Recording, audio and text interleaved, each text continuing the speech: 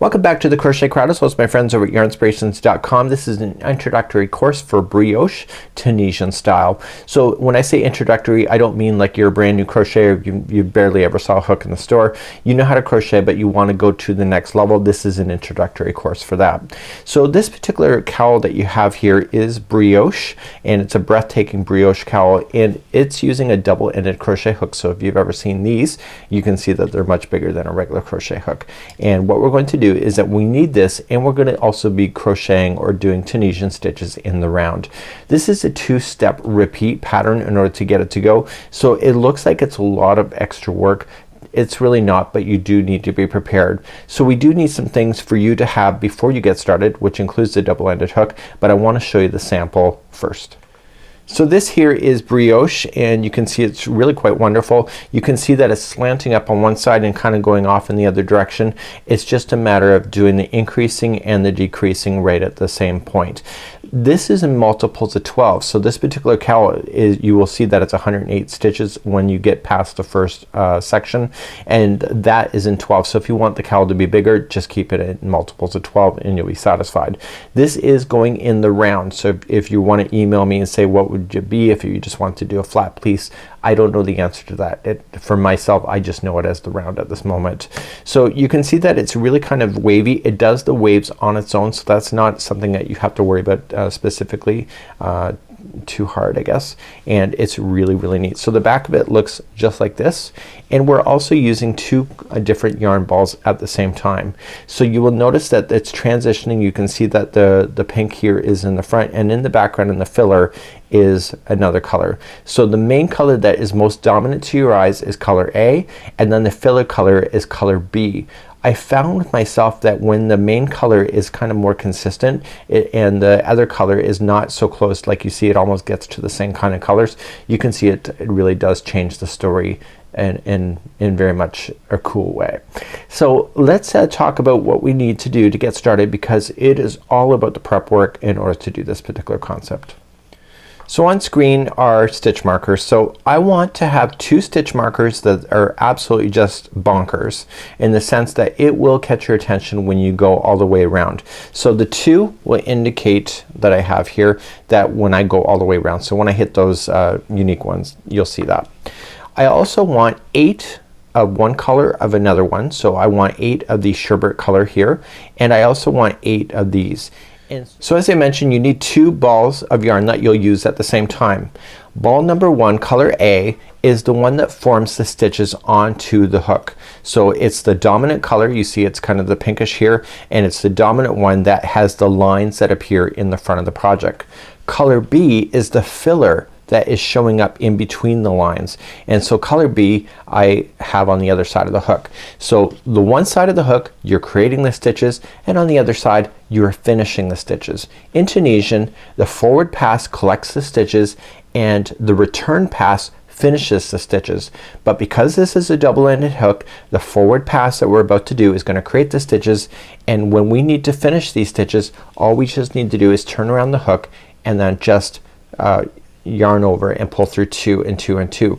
So you're always rotating in the same direction. So if you're left-handed, you will go into this direction, you'll go towards the right, and if you're right-handed like me, you'll go towards the left like you naturally would. The trick is that these yarn tails, or sorry, these strands going to the balls, you don't want to mix those up. So you don't want them having the tangle. So you're going to get in the habit of turning this around so that the strands to the balls never get twisted. So on the crochetcrowd.com we have a brioche Tunisian worksheet. It matches this cowl, also matches this stitch work if you'd like to do this. Again, you can make it any size. So I talk about in this particular one is that you'll be using both ends of the hook. So you want to make sure that you don't get an Afghan hook. So an Afghan hook, if you were to look at it, let's just see if I have one here. So an Afghan hook that is a regular Tunisian has a stopper at the end. These are not the ones you want. You want the ones that have the hook on both sides here. Okay, so there are different sizes available. It's recommending a 6.5 millimeter size K hook in order to play with this particular concept. So it's really not hard. So just make sure that you have a double-ended hook.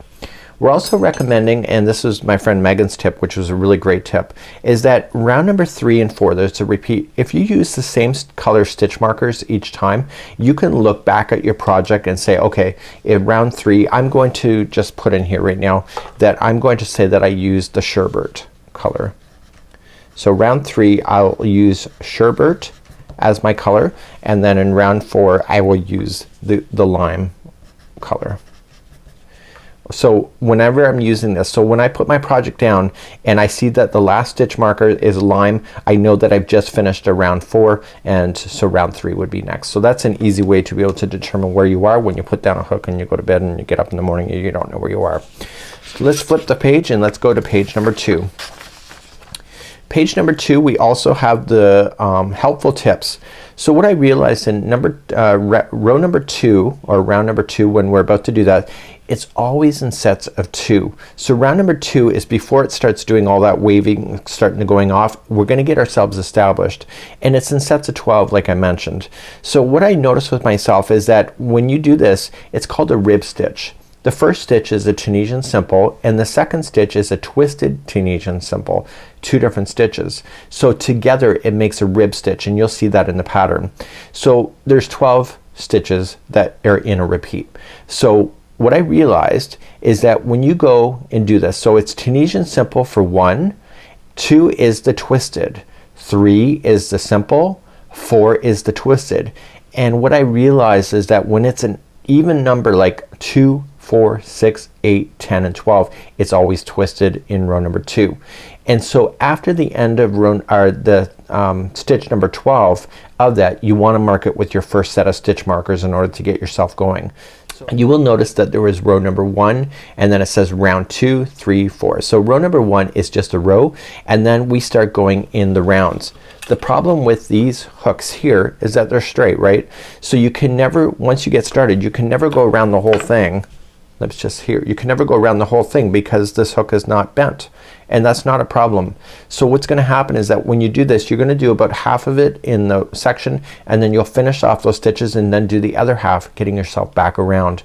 So it was really quite an easy way to be able to find that in order to do that. So what I want to do right in the beginning is that I need to secure this round in round number 2 and get those ends hidden in to create that, so that there is no seam lines at all in this particular project, because I pulled it together right at the very beginning, just like you see. This is just a stitch marker for my own reference.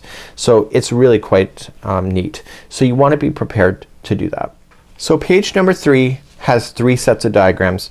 The middle diagram is the main diagram, and the bottom and the top are exactly what you see here, but they've been labeled in a way that makes sense for me as an educator, but also for me the way that I learn. So when we go to look at this, row number 1 as we're going across is just going to be the simple stitch. Round 2, that's when we convert to a round. We're going to do the rib stitching, so it's a simple twist, simple twist. In every 12th you will place the stitch marker when you get that there. Then in round 3 we begin the fancy work by eliminating out a stitch right in the beginning, continuing the rib. We do an increase in the back bar or the horizontal bar, and then we do in the same stitch here as a simple stitch, so it's sharing the same one, and then we do the ribs. The whole secret to this thing is the number 12. 12 always seems to work out, and that's because that's what it is. So round number 4 we're gonna do a decrease, so we're just gonna pick up these 2 and do a decrease, and you can see that we do a twist, and then this section here is the rib. So these 2 make up a rib, so is this one. We leaving with the simple, and then we do an increase in the top or horizontal back bar, and then a simple, just like you see. So this whole thing is going to shift and make this shape. So using a 6.5 millimeter size K double-ended crochet hook, this is also called an Afghan hook if you're ever looking for it. You'll find these available online as well as in stores. So you're gonna create a slip knot, and if you're not new to crochet, this is nothing new for you, and you're gonna create a slip knot, and you need to chain, put the loop on there, and you need to chain 107. So just start counting. So just 1, 2, 3, 4, 5, 6, 7, 8, 9, and 10, and go all the way to 107 for me. Maybe back here in just a moment. So I've now just chained 107. I've actually done the whole 107 so that it's accurate for you. So usually in crochet with regular stitches we go second chain from the hook. Okay, so we go right there. In Tunisian here we go in the loop that is right behind the first one. So this what makes it 108 because the first loop counts as one. So you're gonna go right into the first loop that is right directly behind there, so it's not the second, and you're going to start picking it up. So yarn over, pick up, and slide so that it gets beyond the throat of the hook and it gets to the width it needs. You're then going to go to the next back loop of the chain, pick it up, yarn over, and slide. You can probably get, at least I did, is that you're gonna get all 108 loops on your hook. It's gonna get really tight and dicey, but just force it on and you should get it all onto your hook. So continuing just to pick up here. This is the start of Tunisian simple stitch, but you're starting with the chain, so we have to start somewhere. So just start picking up your chain there, yarning over, pulling it up, and just slide, and then we'll continue from this particular point. So go all the way down to the end of your chain. So I'm coming up all the way to the end and just grabbing every chain. Now usually with simple stitch like so with the regular Tunisian you would just chain up one, pull through the first one, and then yarn over and pull through two, two, two all the way back to the other side. But on this side here there's a crochet hook, so we're not going to do that in this one. So the main color, color A that you're seeing here, is always going to be the one to create the new loops, and color B is always going to be the one to finish the stitch. The problem is that if this yarn here is where we're going to be building, you just cannot finish this stitch by pulling the secondary color through and finishing it. So this is why there's a double-ended hook.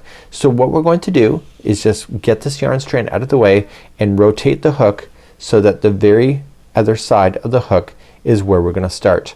And we're gonna grab our color B and get ready, and let's show you how to do this. So this will be the completion of a simple stitch. Leaving a long yarn tail, just create a slip knot to begin. I always like that just for my own benefit. And I'm going to slip this onto the hook. This is not counted as a stitch, so don't say this is a stitch. So all I'm just doing is putting it onto the hook and I'm pulling it through the first one only, like that. And now you're ready to go. Okay, so this is the first one. So now we're just gonna yarn over and pull through two, and we're gonna pull through two until there's only 3 loops of the main color left. And this is gonna fill in this color, the spaces between the vertical loops that you see here on the hook. So you're yarning over and pulling it through all the way to the other side, except for you're going to leave the last 3 loops on the hook of the gray color, because we then have to form the round. You will notice that we've not used the stitch markers yet because we're gonna kick those off in the next one. So you can see that this, because this is not attached to anything, it's not considered a round. So this is row number 1 of the foundation, and then round number 2 is when we start joining it, because the last 3 stitches is when we're gonna make that happen. So keep yarning over and pulling it through 2 all the way to the other side. And if this, just slide it up, right? So you see that the stitch work, you just keep sliding so that it becomes more and more available. If you slide too much then it gets a little bunchy, but if you don't slide enough it will pull probably a little bit too much. So you just wanna just get used to the motion of the ocean here with this particular concept. So just go and leave me 3 stitches at the end. Once you have 3 loops left, I want you to slide the hook now to the other side. Just like this, just slide, and now you have the hook on this side. You have to be very careful at this moment. We need to attach the one side of this, so keeping the pink up, it could be a different color for you, but you want to make sure that there is absolutely no infinity twist. So keeping it up on the other side, we want to place the last vertical strand on the other side. Just put it in. You're not doing anything with it, but just put it in. So just right in the loop itself and just put it onto the hook. Do you see that? I want you to verify that this can literally be followed around and it stays on the same side. So that was part of my issue of starting 3 times. Megan came up with the idea, she uses it in knitting, is just use the 2 yarn tails that you have that's in front of you. This is where I was getting confused the most, because I would get these yarn tails confused, and just pull them together with a little knot.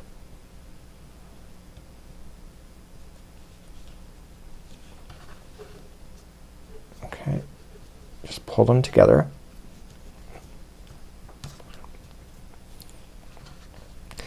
And I cannot stress enough that I think you should get rid of this right away.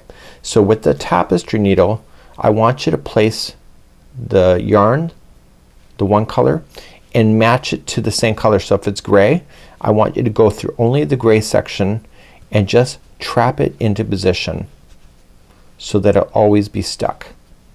So you're basically fastening it in right away.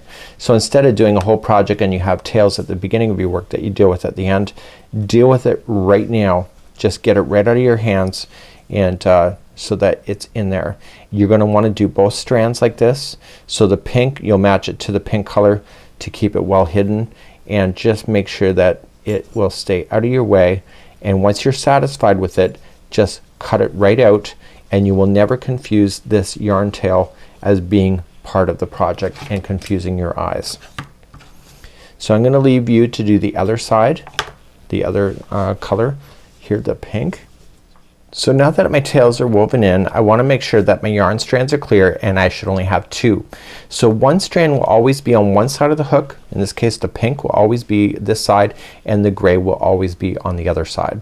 So we notice that the last 2 stitches here were not dealt with. We're not ready to finish those, but we are ready to turn our hook, and we'll finish those in just a moment. So what we're going to do is just turn our hook, and when I put it on, watch what I did. So when I put it on, you will realize that I'm on the loop on the back side of this one here. So just pull it out and put it in the front side vertical, like there. If your yarn strand is coming like over top, you gotta make sure it's always coming from the back of the hook. So in my case, in this particular moment, I have to make sure that I'm getting that from the back. So I can either just do this and get it from the back, or I can move the yarn ball through there as well. So let's try again, and through the front, and making sure that the gray is coming from the back. This is when we're gonna start doing round number 2, and this is when we start going in a circle, and this is only when we can actually go a portion of the way around instead of all the way. So remember, for row number 2, it's all about the rib stitch. So it's simple twist, simple twist, but it's in groups of 12, and now we have to get ready and be able to put in our stitch markers with every with every 12th stitch. So I wrote on my sheet, if you remember in the very beginning, that sherbet was round number 3. This is round number 2. So I want to use the stitch marker color for round number 4. In the first loop here that I'm about to make here, it's going to be a Tunisian simple stitch. So coming from behind, just yarn over, pull through, and this here is the start of a round. I want to put my unique stitch marker, so it's either one of the 2 that you have, and I want to put that onto the particular project. Clips like this are a little bit harder, so I like the other ones a lot better, but you have to decide what works for you. I'm trying to figure out what I have here at home that actually makes sense. So just clip it on, and that becomes the first stitch of the round, and that was also a simple stitch. So the next one is going to be a twisted simple stitch. So how you do that, you ready, is that here in the vertical bars are where you're going to play. So instead of going into the vertical bar, you're just going to grab the vertical bar. So pull it like this, and I'll show you several times, and just turn the hook downward and pull it up like this, and it's now got a twist, and then yarning over, pulling it through. So that was one of 2. So the first one was a simple, it's an even number, so it's a twist. So number 3 is a simple, so just going right in, pull through, and the 4th is an even number, so just pull on it, rotate around, and pull through. That was 4. So 5 is a simple, 6 is a twist. So just pull on it, rotate, and then pull. Okay, so that was 6. 7 is the simple. 8 is a twist. 9, it's an odd number, so it's a simple. 10 is a twist, it's an even number. 11 is a simple, and 12 is a twist. And on the 12th one here, I want to use the same colors as marked for rounds number 4. So in this case it'll be lime. So I'm gonna take my stitch marker and slide it right into that loop and lock it, and that's the 12th stitch, and that'll help you keep an eye on this whole thing. So you're just gonna carry on and start at number 1 again. So just 1 is a simple, 2 is a twist, 3 is simple, 4 is a twist, 5 is a simple, 6 is a twist, 7 simple, 8 is a twist, 9 simple, 10 is a twist, 11 simple, and 12 is a twist. So I remembered that the even numbers are always easier, and then you put in the same color marker. So put the lime in and mark that 12, and you want to do this all the way around. So when you go to do this, the last one here, that would be here. You got to remember that we're not quite done this one. So we'll be finishing that one, and when you pass this one here, you'll know that you would have done the round. So continue to go. You cannot go all the way around. You can go about 3/4, and then we're gonna turn our hook and then finish off these stitches here so we can continue to go around. So just continue about 3/4 of the way around. So I've been going in my sets. You can see that I have not gone all the way around because it's impossible, right? Because I'm on the one side of the hook.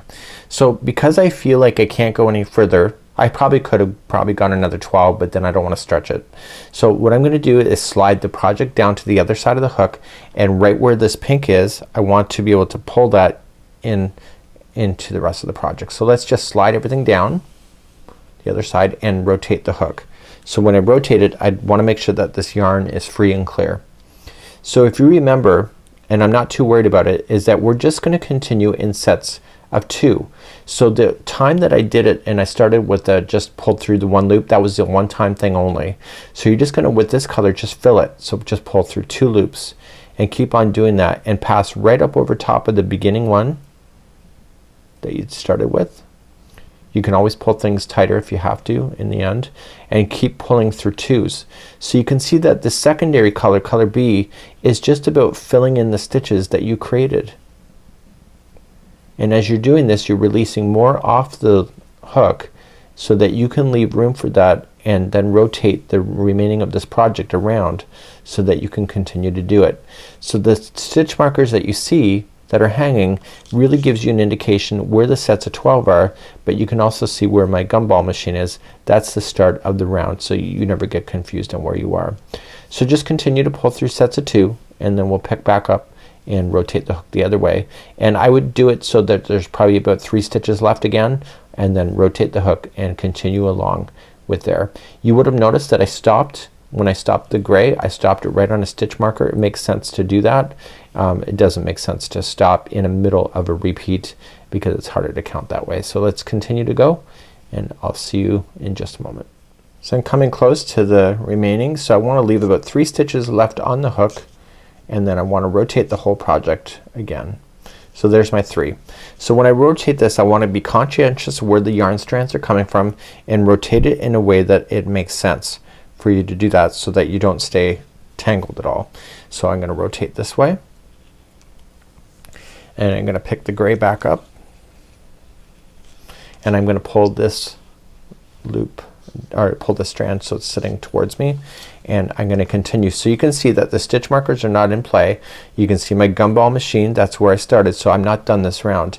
And so after I turn, I move everything to this side of the hook so that I can pick up the gray once again, and continuing to do my simple and twist and simple and twist in groups of 12, and leaving myself then the stitch markers after the end of each 12. So please continue to do this until you get to the gumball machine or you're starting. So by now this part of the project you should have groups of 12. If you get all the way around like I am and I have 2 extra stitches, I don't know what happened, you can either go back and count and make sure all your stitches are looking right, or you can trust in yourself and saying, you know what, I probably accidentally did an extra couple thing. So I can put 2 together as a single crochet 2 together when you're going to do that in order to get it back into the groups of 12. So on the final one of 12 I'm not gonna put a stitch marker because the first stitch here has been marked with a stitch marker as I has started with. So this will continue or cancel out then row number 2 or round number 2, and we're now going to start round number 3. And let's pull up the diagram because now this is when the fun starts to happen as it's repeating our rows number 3 and 4. So what I did for myself is that I have a diagram and I want you, see it says fold here, I want you to fold this diagram in a way that it's at the folded line. And I want you to fold the diagram where it says the other folded line. Like this. So what I want to do is that when I am using this pattern, if I'm on row number 3 it's facing up, and then when I'm on row number 4 I'm going to switch it and then change it to row number 4. This helps me not to be able to get confused. So in row number 3 we're gonna start our fancy work here, which is not really that fancy at all, but it's a fun word. So we're gonna start with the decrease and putting the 2 together, and then we're gonna do 3 rib stitches. So it's the Tunisian and the twist, Tunisian twist, Tunisian twist. We're then going to do an increase on the back bar or the horizontal bar on the top, and that is gonna share the same stitch as this one, and we're gonna come down and get the simple stitch and twist, which is a rib, and it's simple and twist, and at the end of the 12th stitch we want to place a stitch marker. So this is when we change the color of the stitch markers to be the other color that we're gonna play with. Let's start round number 3. Full transparency, I switched out my gumball machine with the opposite color of the stitch marker for the green section, so when it goes opposite I can see it. This is how I did the original. The gumball machine stitch marker is a little too heavy for the stitch and it's pulling it out of whack. So we're gonna start then on the first one, so it's going to be 2 together. So we're just gonna slide in to the first one and the second. I want to make sure it just loosened up when I did that. So you want to the first 2 and then yarning over, pulling it through 2. This is a 2 together simple stitch. This is the start of the next round. So what I'm gonna do is, even though we're gonna use a sherbet for this round, I'm just switching the stitch marker around, so when I hit the green I will know that that's where I am. So it's kind of the opposite to what is happening for the rest of the round. So what we've done, put the first 2 together. The next 6 stitches, the way that I counted, so 1 and 2 became together, so the next ones are ribs. So it's a Tunisian simple for 1 and twist for 2, simple stitch for 3, twist for 4, simple for 5, and twist for 6. You will notice that the twist stitches kind of match the twists that are below. Now we have only 4 stitches left. You can see that. Do you see that? We have 1, 2, 3, 4. So do you see that this hump right here, that's the increase, that's the back bar or the horizontal bar at the top. So you want to go into that first and do an increase. So just going into that bar, yarning over, pulling it through, there's your increase, and coming in the same stitch, the vertical straight down. You see that there's only 4 away. You're gonna start a rib again, so you're just gonna do simple and then twist, simple, and twist is your last.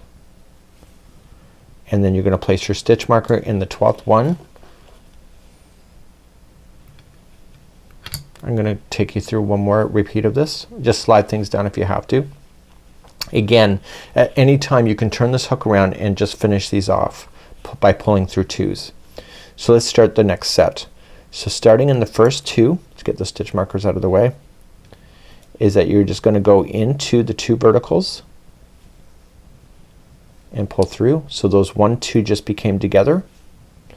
And now the next 6 are rib stitches. So it's gonna be simple for 1, twist for 2, simple for 3, twist for 4, simple for 5, and twist for 6. And now we're gonna do the increase, and if you look at it, there should only be 4 stitches left, and there is. See the stitch marker? So 1, 2, 3, 4. So we have to do an increase on the back bar only, and then the remaining 4 verticals is the rib stitching. So it's 1 for simple, 2 for twist, 3 for simple, and 4 for twist. And that's your another group of 12 done. And you place your stitch marker in, and you do that. So you're gonna go all the way around and you will hit the very beginning one. Now when you're ready and say that you're getting too much product on your hook, just turn it around, and at any time you can offload it. So just grabbing the pink by turning it around and just going in sets of 2 like you have been. So just slide everything down to the other side and just tighten this back up before you start, and then pull through 2s. And then I would leave 3 stitches on and then turn it around and continue. So you can see that this color B is all about finishing the stitch, and color A is all about creating the stitch. So continue with round number 3 all the way around, and then I will show you round number 4, and then rows 3 and 4 are the only things that you need to repeat for the remaining. And then the very final row, when you're ready and you get that high, is just the rib stitch that you know it that you did in round number 2, which is basically Tunisian simple and twist, simple and twist all the way through without doing any increases or decreases. Please do this all the way around. This is round number 3. So I've just come all the way around on number 3. I haven't cast off the other side yet, like finished it. Now I want to indicate to you, so when I know that I'm all the way around, there can only be 2 stitch markers when I get all the way around, because the other ones there was only 1 until I put in the last one. So once I get around, you will see that there's 2 stitch markers there, and you know that you would have gone all the way around. So before I begin a new round, round number 4, I'm just gonna switch around my project here and then begin to come off on the other side and get that done, so I have a nice clean slate to be able to work with. Again, pull this yarn nice and tight in order for you to start and keep going in those just yarning over it and doing in sets of 2. So just release all of them, leave about 3 stitches on, and then we will start round number 4 next. So now that I've just had the last 3, so I'm just gonna switch the hook and I'm gonna get ready. Now before I continue, I want to take the last the second last layer of stitch markers. So when I was doing this, remember that this first one here, the sherbet, is the first color here. It's opposite to what the entire row is. So leaving it open in front of me, I'm going to take out the second last stitch markers all the way around by leaving them right in front of me like so, and I left them on my lap when I was sitting on my chair. So I want to take out that set and leave it in front, so when I pass my sets of 12 I can just reach up, slam them in, and then keep on going. So please do this first, and then we'll move on to row number 4 together. So let's begin round number 4. So if you had 3, just unfold it and refold. So 4 is up. So in the first 2, they're gonna come together like we had been before. We're gonna then do a twist immediately instead, and then the next 2 sets are ribs. So it's a simple twist, simple twist. There's gonna be 1 simple standing by itself. So these 2 here that you see, number 2 and number 7, are by themselves. You're then going to do an increase like you had, and then sharing the same last 4 stitches. It's just like what you did before. So the only difference here is these 2 stitches compared to row number 3 is that you're just switching locations, and you'll see that happening, and that's because of this decrease that we're doing and the increase. So it's just adjusting, and then you go back to number 3 in the next round after this. Again, after the end of number 12, place your stitch markers as well. So let's start row number 4. So the first 2 are gonna become together. So just sliding into the vertical strands and pull through, and I slide the opposite one. So the one that's by itself is the one that I will put in there so I can see that when I get back around. So again, when you run back all the way around, it's the only one that will have 2 in there by the time you get all the way around. The rest of these are just sitting by themselves as one. So the first 2 are together, and now the next one, see how it's got a weird twist to it? That's a twisted one. Let me just bring you in a little closer. If you can identify these stitches, this is a very helpful tip. So you can see that this one's a simple. See, that one's got a twist. So it wants you to maintain the twist first. So make it a twist, and then the next 4 are the regular rib stitch. So you can see it's simple, simple, and then these 2 here, 2 and 4, are already a twist. So you're just maintaining. So it's a simple and then a twist. This is number 2. 3 is a simple, and 4 is a twist. But before you move on to do an increase, the last one here is a simple. You're gonna keep that as a simple. So just remember that it's kind of opposite. So if that's a twist, this must be a simple. You then have 4 stitches left. You can see them 1, 2, 3, 4. Before you start though, you have to do an increase on the back bar. Just a simple on the back bar, and then start with the last 4 of a simple for 1, twist for 2, simple for 3. I'll take you through another section of this, and twist for 4. When you get that final one in there, that's the 12th. You can see it's marked. Move your stitch marker in place, just grab it up and throw it in. These stitch markers are really easy to work with. So let's do another grouping. So the first 2, just see how it's kind of looking like they're together, because they are. So the first 2 become together.